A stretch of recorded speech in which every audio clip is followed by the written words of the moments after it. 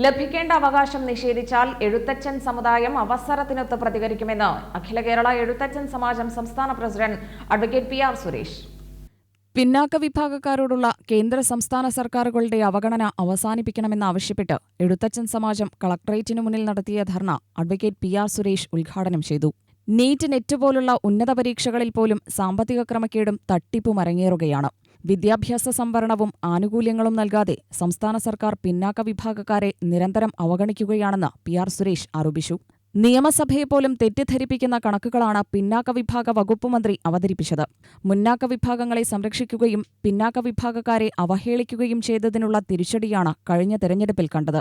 ജാതി സെൻസസ് നടപ്പിലാക്കണമെന്ന ആവശ്യത്തിൽ നിന്ന് പിന്നോട്ടില്ല. അവഗണന തുടർന്നാൽ തിരിച്ചടിയുണ്ടാകുമെന്നും സുരേഷ് പറഞ്ഞു.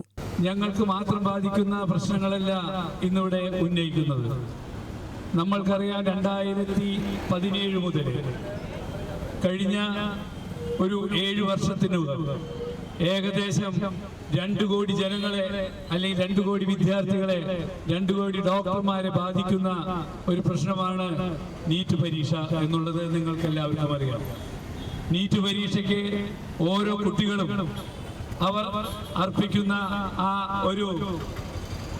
അവരുടെ ഒരു അർപ്പണബോധവും അതുപോലെയുള്ള കഠിനാധ്വാനവും വൃഥാവിലാകുന്ന ചില തീരുമാനങ്ങളാണ് ഇന്നിവിടെ പുറത്തു വന്നുകൊണ്ടിരിക്കുന്നത്.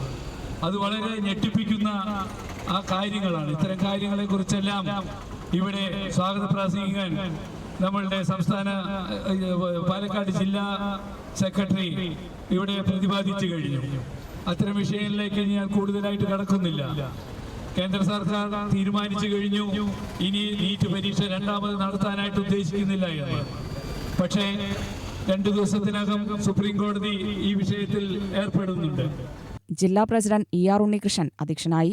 ജില്ലാ സെക്രട്ടറി ശശീന്ദ്രൻ V. ഏറാട്ട്, സംസ്ഥാന general secretary VA Raveendran, TK Gopalakrishnan, K. Prabhukumar, R. Thankappan, P. Chinnan, Suresh Velayudhan എന്നിവർ സംസാരിച്ചു. UTV news, Palakkad.